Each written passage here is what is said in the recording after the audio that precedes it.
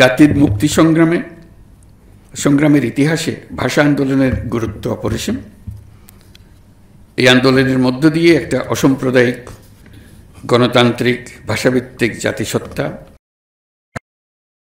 গঠনের ভিত রচিত হয়েছে।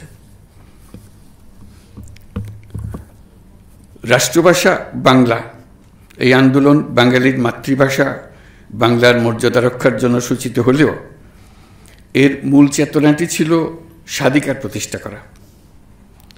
তা ছিল বাংলার রাজনৈতিক, অর্থনৈতিক ও সাংস্কৃতিক মুক্তির আন্দোলন।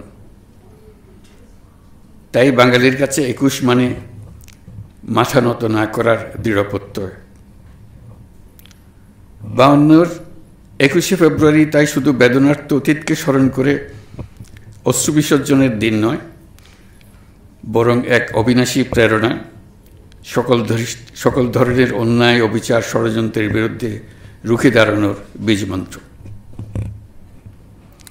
বাংলাকে রাষ্ট্রভাষার স্বীকৃতি এনে দিতে আমাদের আত্মত্যাগ করতে হয়েছে অনেক। মাতৃভাষার জন্য জীবনদানের এমন ঘটনা পৃথিবীর ইতিহাসে নজিরবিহীন।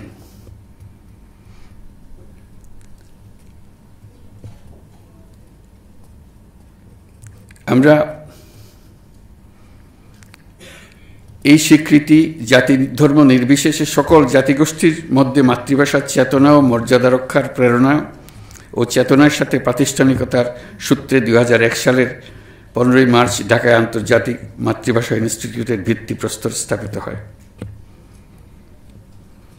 বিশ্বের সকল মাতৃভাষার সংরক্ষণ, উন্নয়ন, গবেষণার ইতিবৃত্তকে লক্ষ্য করে আন্তর্জাতিক মাতৃভাষা ইনস্টিটিউট তার যাত্রা শুরু করে।